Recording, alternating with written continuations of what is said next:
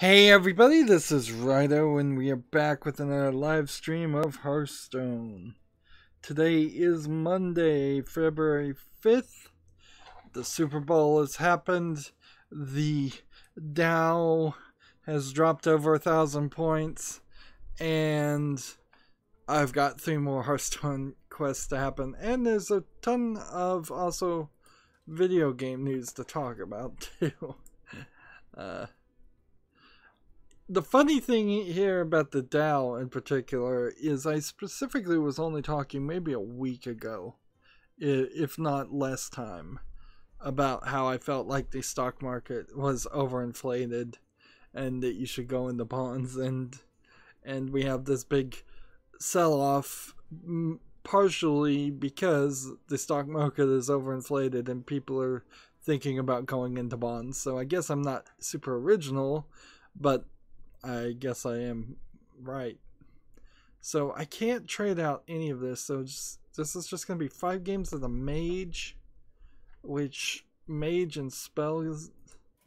like, what I need here on my Asian account is a Mage deck that has enough spells to get all of the things done. Like, this Battlecry deck is probably not what I want. I want a real you can win with this Mage deck. So I'm going to get rid of this Priest deck since it's just the default. And we're going to make a real Mage deck and see what we can actually make. No real reason to go into Wild on the Asian account because of... so... I think this one's a good card. I think this one's a good card. I think this is probably a good card. This is probably a good card. But the real question is going to come down to... do I have enough cards of the newer expansions to build something other than the very basic first ever major deck? Like, we'll take that. That's a newer card. Like if you really are just making the basic spell deck, then everybody knows what card you're gonna play. And I kind of have to do something along that lines. Is make something kind of old, because there's 20 cards and I would need more. Like, I clearly don't have the strategy to make the top meta deck that people make with the Mage. We could type in the word spell and just see what that does, to see if we can increase spell damage.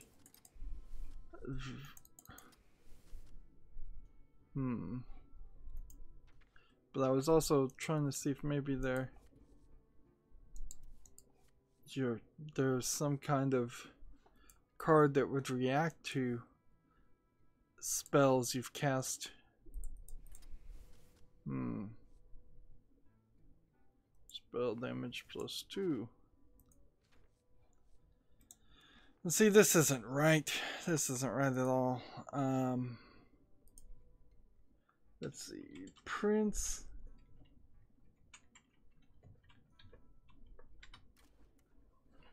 Prince Malchazar needs to go in here somewhere. So we'll get rid of that. Put that in. That'll give us some random legendaries. And if we're making a spell deck that's built around spells, have I done well enough that I can also win around this? Add a random mage spell. Like, that's probably not a bad idea. So instead of something like this, try that. Instead of something like that, we'll try that.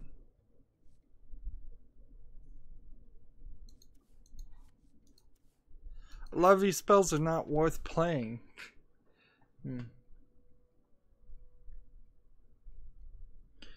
We have somebody, Tragic Master, on the chat saying Acolyte Pain for draw. I don't think in this deck that desperate to draw cards. Like, maybe later on after I get some victories with this, I would draw cards just to play spells. But for the moment, I'm kind of more focused on trying to win too. Because certainly I could fill the whole deck with 30 spell cards and get that daily quest done. But that's... I want to actually win. And I'm not 100% sure these secrets work, so I think that's a good enough starting point to try. But yeah, Tragic Master is right. If I was very, very low on spells and I wanted to get rid of all the minions in my deck and anything that doesn't count as a spell, so if I had any weapons, I don't know how you'd have a weapon in a mage deck, but something like that, yes, then I would play characters for draw. However, there is also a mage card that is a spell that draws 2 cards, so I would put that in my deck first before I played Acolyte of Pain. But Acolyte of Pain very possibly might be one to play.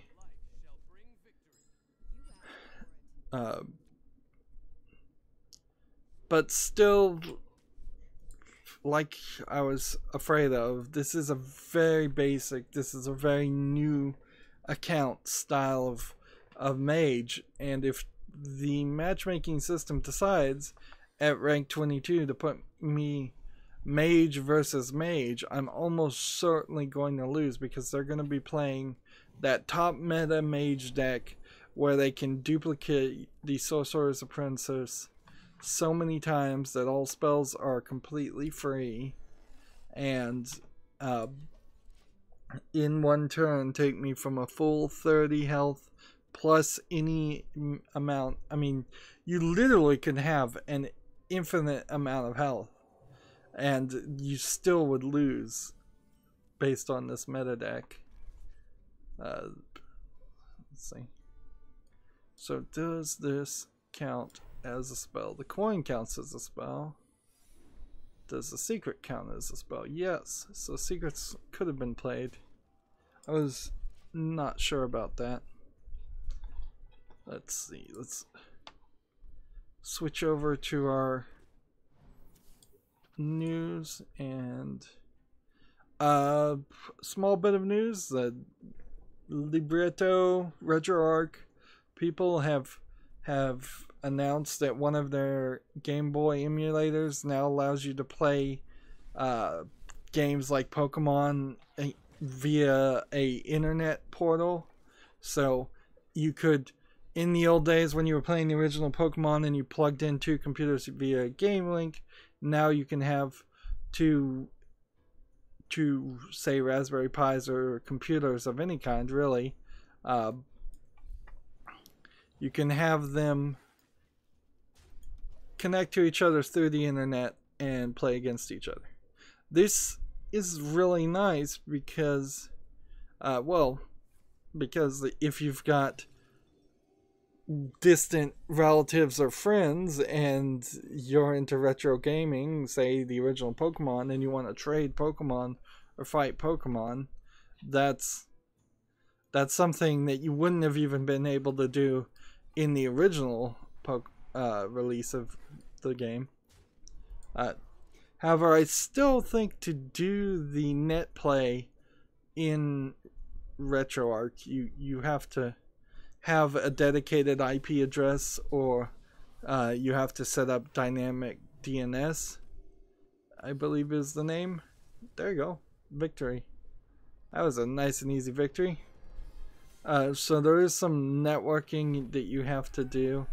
More than likely your home internet service provider is not giving you a static IP address, although it very possibly is giving you a semi-permanent IP address that you could use, but it would potentially cause you to have to reconfigure the setup. And if you're trying to get little kids to play old Pokemon games, and they probably won't understand all of that. I guess going forward, I'm gonna continue to report on Libretto and the RetroArch team, since I've kind of gotten into them in the side.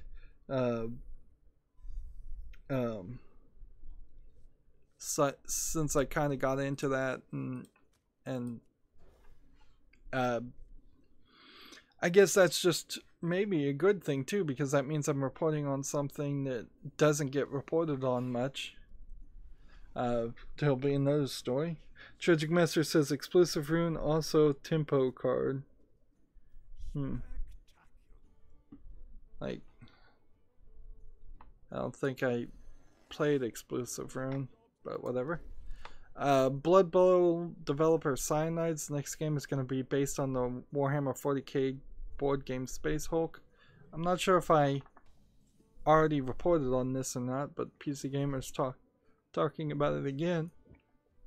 So, like, there's probably not too much you can say right now. Let's see, let's play this. Keep things a little separate. I do need to get up on rank, so this is a great opportunity to get to rank 20. When the rank changes happen and you only need to win 5 games to get the card back, that'll be very interesting to follow that in the first month compared to the second month, third month, and once it kind of settles down around 5-6 months, and players who don't care about ranked only play for 5 wins on, like, casual, play for 5 wins at all, and then they stop playing, and then ranked play becomes just the people who are serious about it, just the people who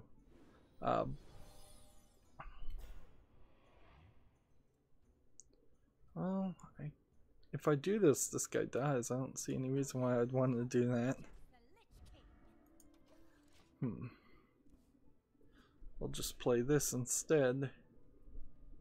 Then I can play this on turn 7 and wear him down in between. Keys that were meant for the Kickstarter backers of the Friday the 13th game that was originally not a Friday the 13th game, but kind of more of a spiritual homage to Friday the 13th, apparently were stolen by staff at a game distribution partner and sold on eBay, according to PC Games. Any unredeemed keys that were stolen now have been cancelled.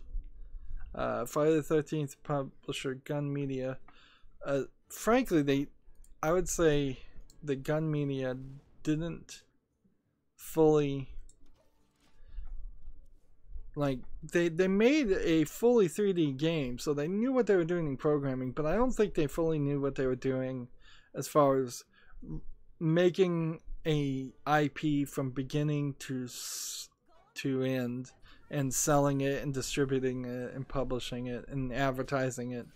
And while they do have what I would very well probably argue a finished game of some sorts, it's not a great game, and it's not a well thought out concept. Destroy all my cards that cost 3 or less. Do I want to do that? Instead, I'll do this.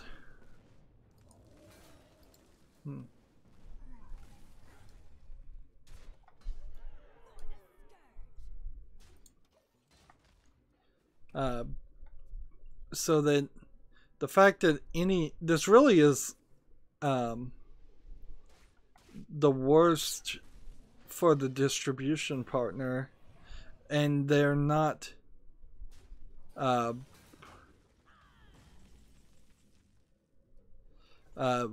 it looks bad for the distribution partner more than anybody else, and it's kind of confusing why they aren't just throwing the distribution partner, which is probably Limited Run Games, which distributed the Kickstarter rewards, under the bus and just blaming them.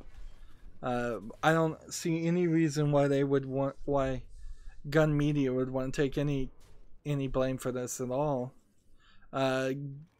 Digital Limited Run Games has contacted PC Gamer and said that the keys were likely stolen by one of its temporary contract workers, which inherently that shows why you want to not have temporary contract workers, is because they know their job is going to end. So why in the world would they show any loyalty or any ethics whatsoever?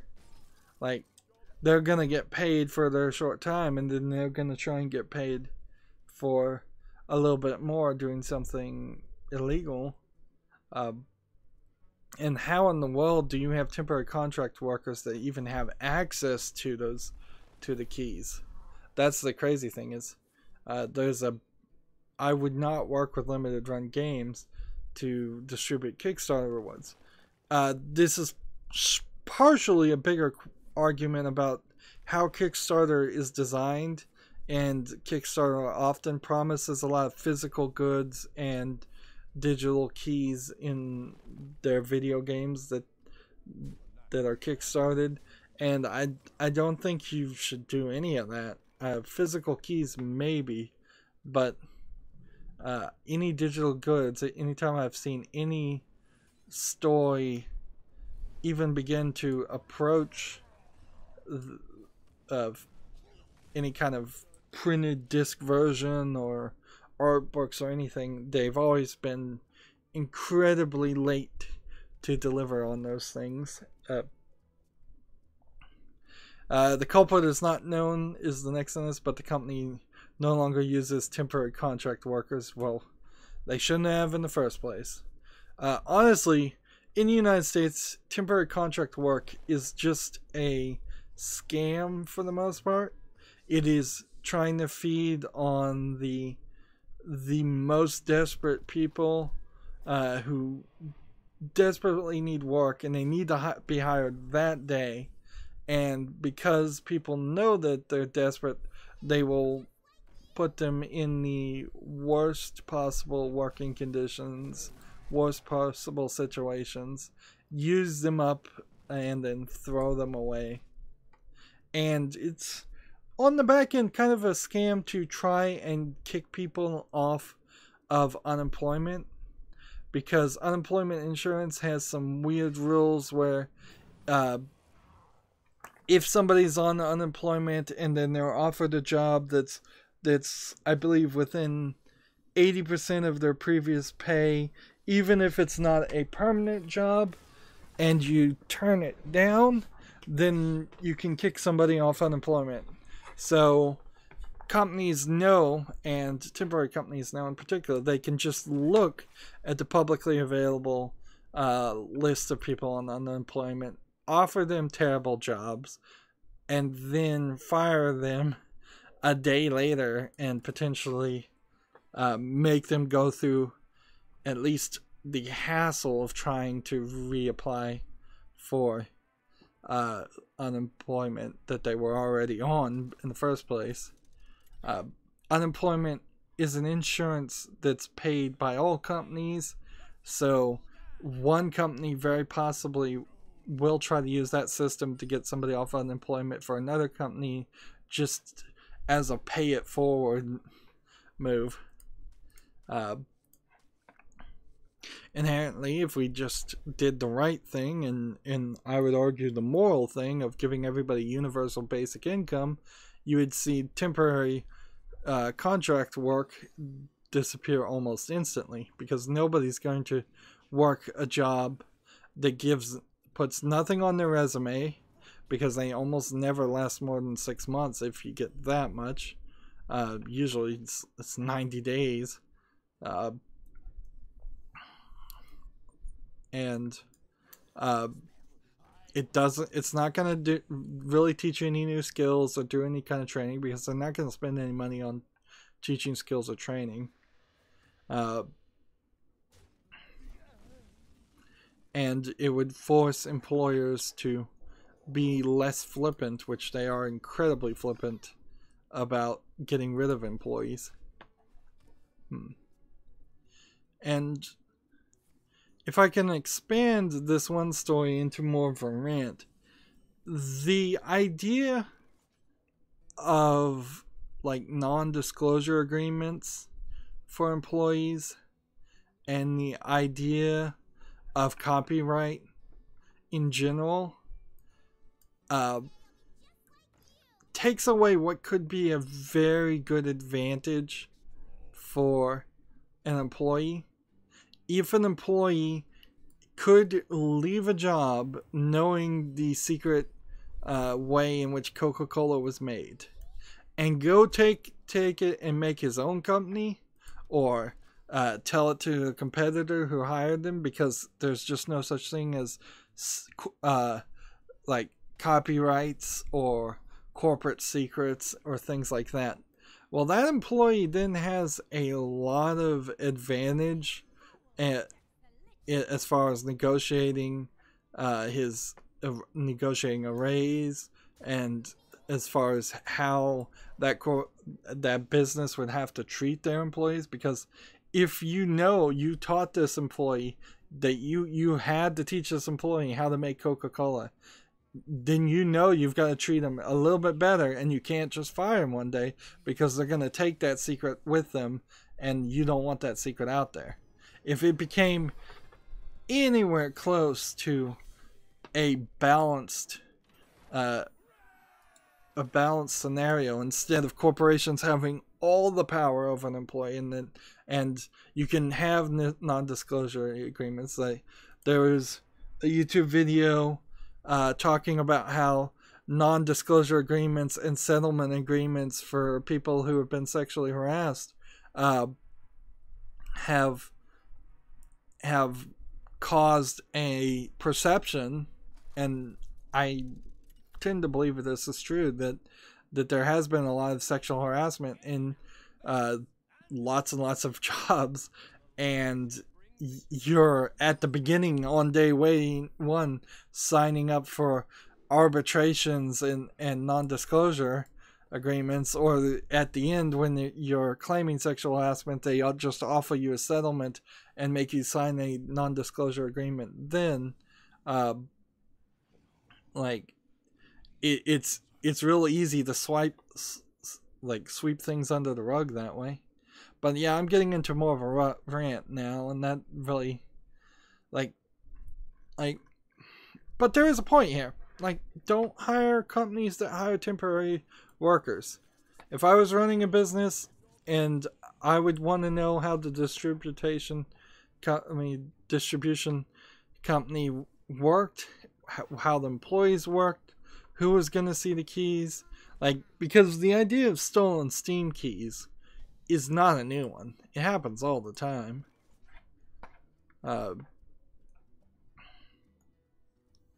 Anyways, moving on. Rock Paper Shotgun put out an article that the game Cortex Command is free on Steam. I'm not sure if it... Let's see. If it's still free. I retweeted it. Let's see. How much... Like, when I open it on Steam, how do I do this? Deal 2 damage on an elemental. I do this. And this. Nope, it's back to $20. And...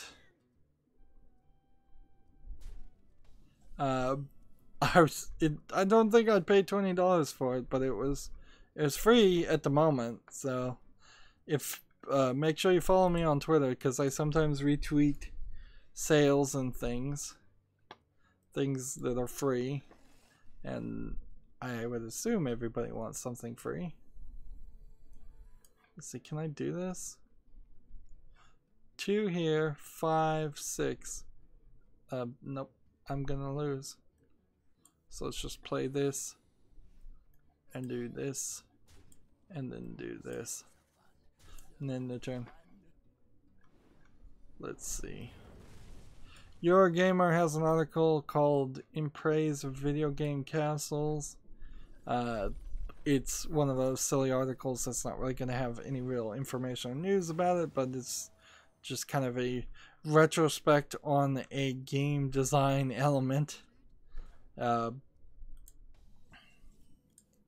If anything, the video game castle is just a trope that's been done for, I would argue, hundreds if not thousands of years before video games even existed, because fairy tales had castles in them all the time, because in feudal times people did actually have castles, so it's almost obvious. Sure, it seems a little weird when Bowser has a castle. It seems a little weird when there's a castle in a sci-fi futuristic world, but the general descriptor of a castle is kind of broad anyways. Let's hit this.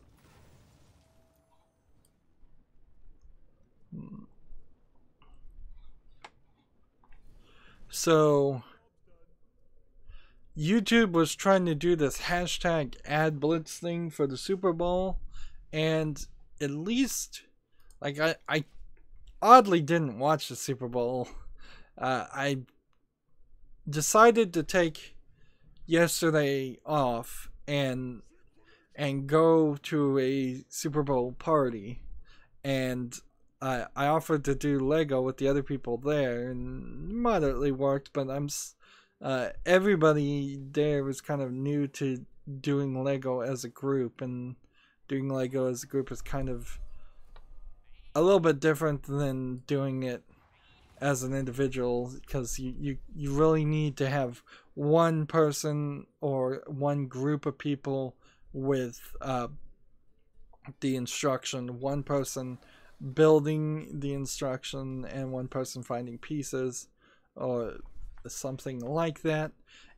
You probably don't want to sort all the pieces in such a way that, like, all the black pieces, all the black Lego pieces are in one person's reach, and then like all the brown Lego pieces are in another person's reach, because it more than likely half the steps in making anything Lego are going to only involve one or two or three colors per so there was, in this experiment to learn how to do it, there was a lot of like learning to communicate and say what the pieces are, because it's hard.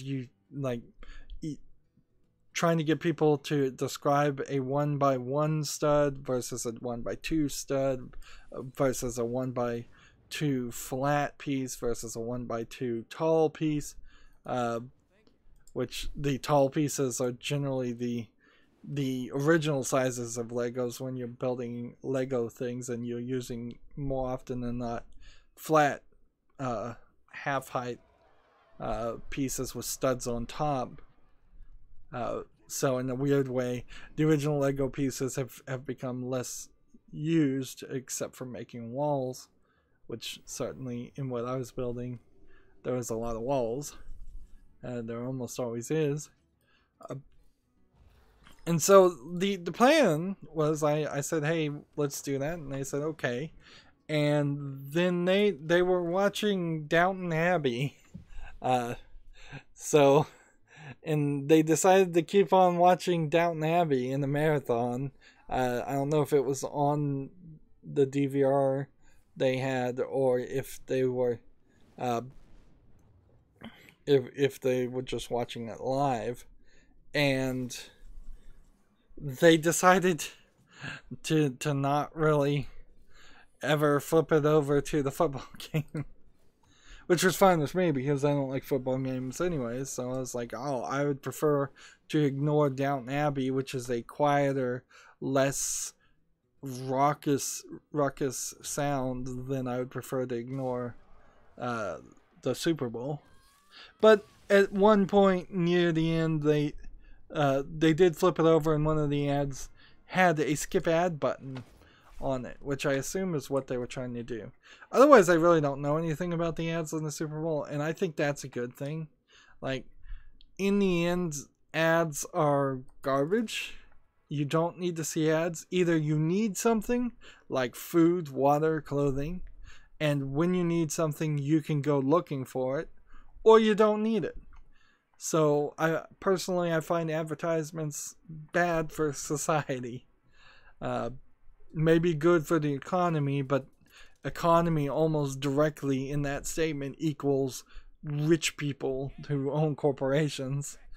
But of course, Susan of YouTube wants to buddy up to real TV, and that's really what this all has come down to. The Gamer Grumps were talking about it not particularly well in their last two Super Mario Odyssey episodes that aired too, about like what's going on with YouTube and what's happening in their lives. YouTube, I would argue, since Susan got into it, at least for the past few years, has desperately been trying to not be YouTube. It wants to become cable TV. That's all YouTube Red was about, and they threw in the fact that if you got YouTube Red, you would get no commercials, but it was about being able to fund making original content, TV-like channels and movies that they feel is better than what YouTube has naturally grown into. And that didn't fully satisfy them or succeed, so they went from yeah, I like this explosive runes. After YouTube Red didn't work, they've moved directly to YouTube TV, which is literally just being a cable provider of rebroadcasting ABC, NBC, CBS, Fox channels like that. And since ABC, NBC, CBS, and Fox all are owned by major corporations that have secondary cable channels versus the broadcast channels, they're also picking up things like TNT, TBS, FX, things like that. Your general cable lineup, and HBO and things like that. So, like, and you can see that in Susan's like first YouTube video she ever made, where it's a bunch of movie stars like The Rock and random famous people in her video that have never been on YouTube really and aren't YouTubers. Also, you can see that in the fact that they brought in all the Viners. It's a little harder to understand why they brought in all the Viners if YouTube's desire is to be like a cable distributor and cable channel, until you take a step back and remember that the Viners that they mostly brought in were under contract with Maker Studios, which is owned by Disney. So Disney has its hands so far up the puppet of Susan, I would say, and YouTube, that they are basically running the ship hand in hand with the people that are actually supposed to be running YouTube. But Susan retweeted, and I'm getting this point where I've developed a level of familiar disdain with Susan Wojcicki, because I don't want to bother to try and pronounce her name, because I'm going to mispronounce it half the time. It makes an odd argument for not making CEOs of people's names. I guess I could call her Susan W. or something. She retweeted a Adweek article that says WIX joins the Super Bowl last minute with two major YouTube stars, and it's Rhett and Link, which I don't have too much bad to say about Rhett and Link. the Good Mythical Morning group is they're sellouts, and they're all right. They have done some clickbait ads, clickbait videos, and so they're clickbaiting as much as heck I guess I am nowadays, because apparently that's the only thing that works on YouTube, and it's what YouTube wants. They're not, they haven't stepped in it yet, and they've been going for a while, but they're also kind of uninteresting too. Like, I'll watch a random Good Mythical Morning if it makes it to trending and it looks interesting, but I'm not subscribed to their channel. I'm not watching every single thing they make. And apparently this is kind of an uninteresting story in itself as I'm scrolling through it, because it's nothing. Like, for a second I didn't feel like YouTube was a big winner because of the Super Bowl.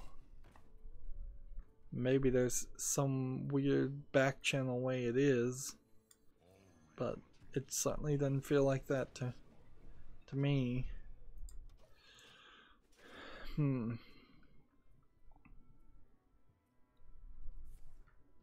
Why did I open this guy's Twitter? I have somebody's Twitter open, and there's nothing on his posts that looks like it's interesting or worth at all. Like, he's just retweeting a lot of other people. That I opened somebody who retweeted somebody else. Speaking of retweeting, although I guess this isn't retweeting, 2 sub for sub bots recently subbed to me and then immediately demanded that I subbed back, and I didn't, and I'm not going to. Like, I left their posts intact so you can see them if you can find them, but the audacity. One of them, by the way, didn't even spell my name right. Like, they tried to type Rydo, R-Y-D-O, and it either auto-corrected and they didn't bother to undo the autocorrect, or they didn't even spell it right in the first place to Rhydon, which is a Pokemon, R-Y-D-O-N. And, like, my channel is not a sub for sub thing. Both of these channels also only had 15 subs, so this may be the beginning of the new YouTube, because of the new requirements that are kicking out small channels like mine and spammers. It's very small spammers, which is not really the problem, because there will still be plenty of spam bots that, like, a lot of people have tried to make the argument that the 4,000 watch hours is going to stop spam bots, but I don't think it really is, because right now, if not already, you can effectively set up 1,000 fake accounts, have those 1,000 fake accounts subscribe to each other, and then you've hit one of the requirements right there, assuming there's like no monitoring or a verification at all. You theoretically could do that, and then you could have each of those accounts watch one other account for effectively half a year, and half a year straight. That's another point to point out on the 4,000 watch hours, is you literally are making some group of people watch YouTube and bringing an audience to YouTube for half a year for free before you can even make a single penny, because of the way the 4,000 watch hours works. You're either getting 1,000 people to watch like 4 hours of content, which would make sense, or you're getting one person to watch for half a year, which I suppose that's as much a number manipulation argument than anything else. This guy's Twitter account has nothing to say, so I'm just gonna go ahead and close that and move on.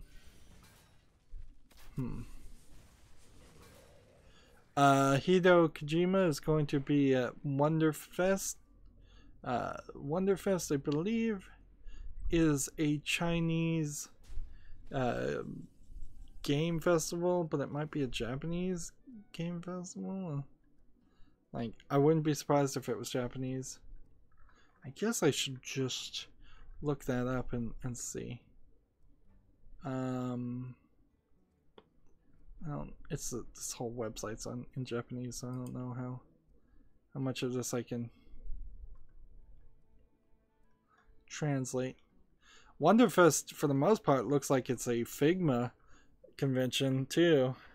Like, I'm not seeing anything here that Figma figurines, expensive figurines from Japan that roughly $60 to $80 each, usually high quality, and not the things you would get for a couple dollars in a capsule machine.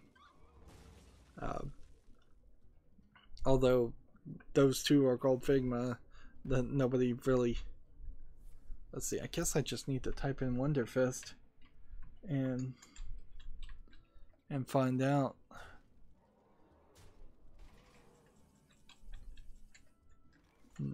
Just Google.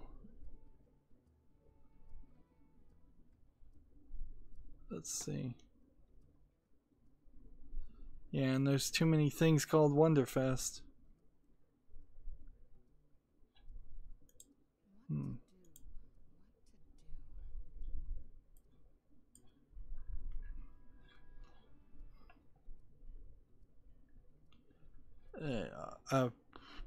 Deal 5 damage.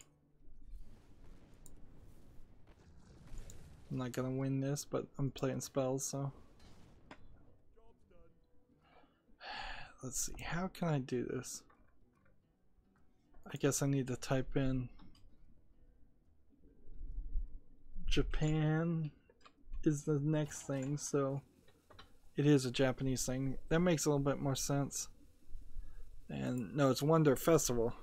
Tokyo Wonder Fest or Wanfest, written in Japanese.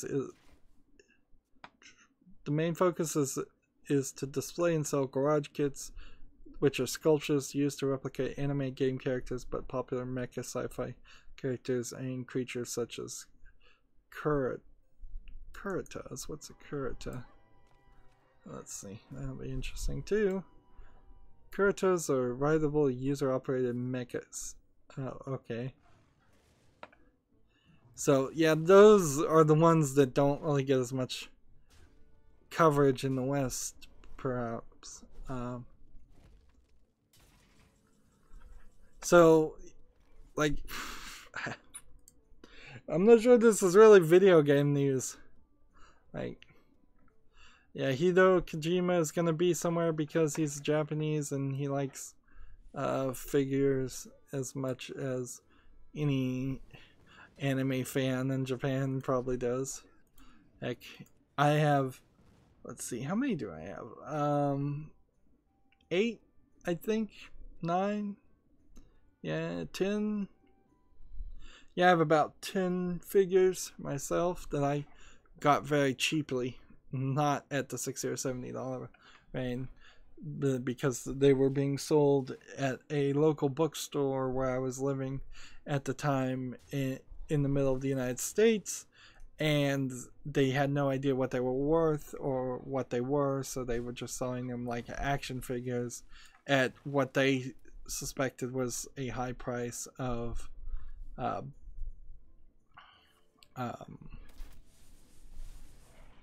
like $20. And I'm gonna just, as private note, type in Wonder Fist and images on Google and Wonderful Festival and images on Google, and I'm just going to go back and look at that because I always do find it quite fun to look at the figures that I can't ever afford and couldn't even probably purchase without paying some major amounts of money in import fees and potentially break in shipping and handling too.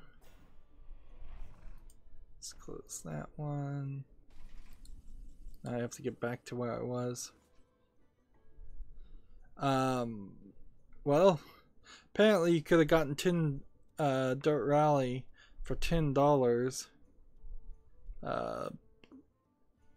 This is one of those PC Gamer advertisements, but you would have had to go to chrono.gg, which is not a site I would frequent. Well, it's not a site I do frequent. I'm not sure I'd say would. But yeah, that was just an advertisement that expired Monday at 10 a.m. Pacific time, which is too late now. So for moving on.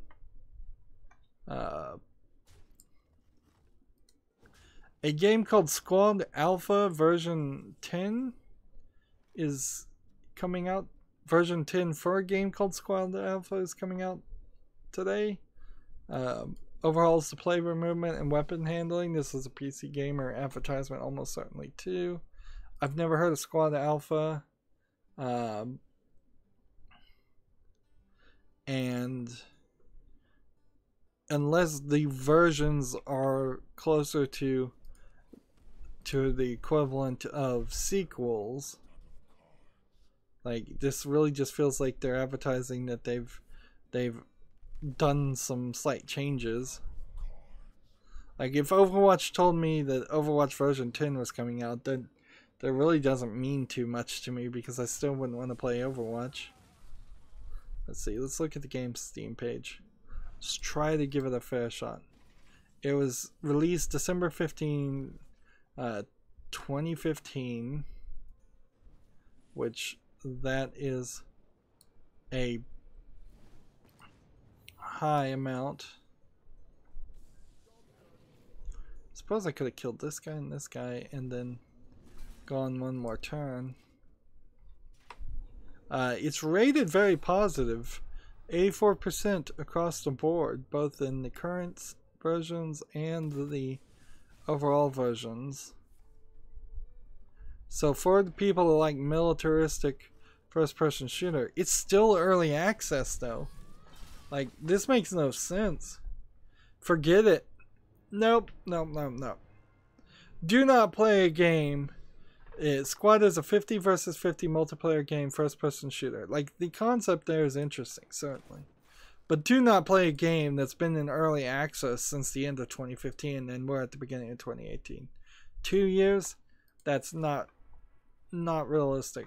This is a level of never going to be finished. A Yandere simulator level of never going to be finished. Which I haven't watched any of his videos lately. I've kind of lost interest into hearing what Yandere Simulator's developer has to say because it's always just a tale. It's always just a story to keep people's attention, get people to continue to donate to Patreon. For a game that will not be fun and will never be fully finished. And there's a lot of artists out there like that, where true, I think it was like Michelangelo said, true art is never finished, it's just abandoned. Like, I get it. Like, I've wanted to go back and work on things, and I've had to tell myself no. It's just not worth it. So I need to play this first. Final Fantasy 15 on PC will support Xbox One crossplay. That's good to know. Let's see.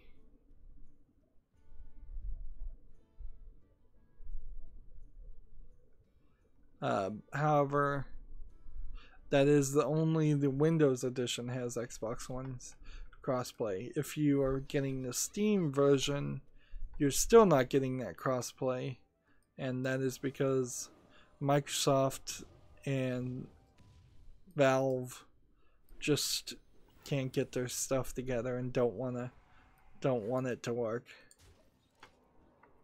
On the other hand, if you get the Steam version, you have the game not through the Windows Store, I would assume, and you have Steam Workshop for mods, which in the longer haul, I imagine, if you're going to play Final Fantasy 15 a second time, you would want those mods. Well, this guy can't kill me anyway, so I'll just go ahead and attack.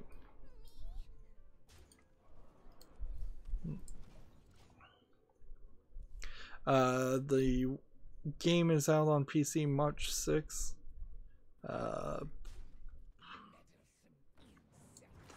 The one thing that I'm kind of upset about Final Fantasy 15 is it like every single Final Fantasy game to me feels like it needs to and should have a very, very good onboarding procedure for new players, and none of them seem like they do. With the exception of Final Fantasy 13-2 and Final Fantasy 13 Lightning Returns, which are clear sequels to Final Fantasy 13-1. But I would argue that Final Fantasy 13 should have had an onboarding idea, something that would and could be used to make new players want to play it. And I just don't get the feeling that that's the case.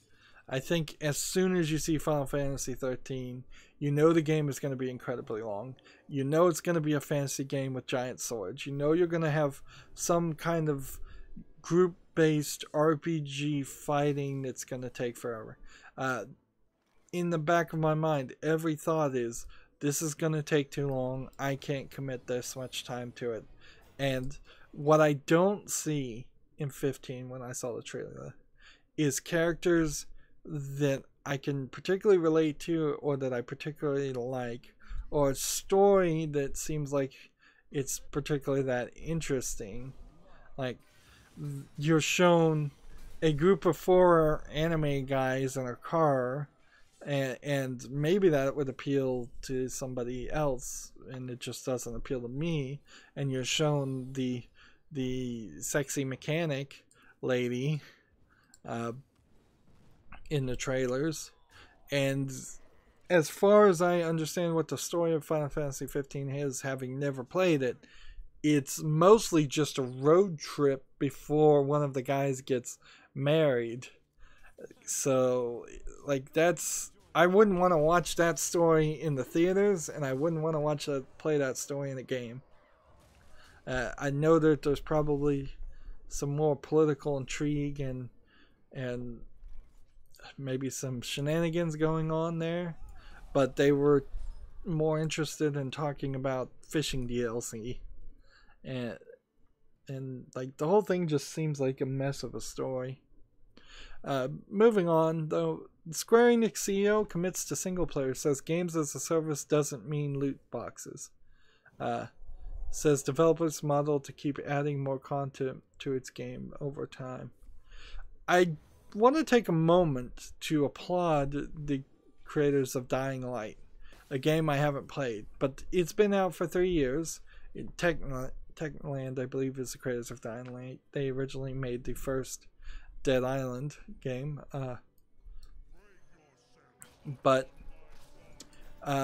that game has been out for 3 years, and they are still putting content in it. It still looks like a fun game. It looks better.